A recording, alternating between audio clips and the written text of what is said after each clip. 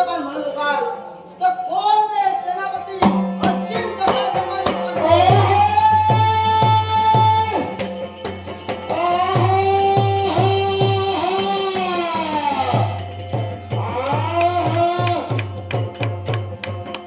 राजांची हळ गाडी पडताव क्षणी हाती असलेलं कर्तव्य बाजूला ठेवलं. म्हणजेच ज्या अरण्याची जबाबदारी माझ्या माती सोपविली गेली ती जबाबदारी बाजूला ठेवून आज राजप्रासादीपर्यंत मासखेड झाले.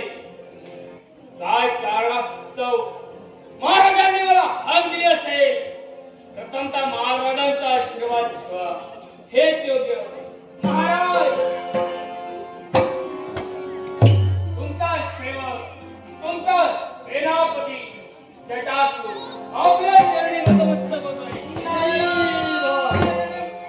नारद महामुनी, त्रैलोक्य वन्य पुरुष, भूत भविष्य वर्तमान तुम्ही जाणता. म्हणूनच तुम्हाला देखील माझा नमस्कार. शुभ आणि मंगलदारीचा आशीर्वाद. झालं माझ्या मनाचं समाधान. मग सांगा राजकर्ते, आज अचानक एकाएकी मला हाक देण्याचं कर्तव्य कशासाठी? यावेळी मी तुला जेवढी तू आजपर्यंत या राज्यासाठी कामे केली त्या तू तत्पर ठरला आहे. नक्कीच.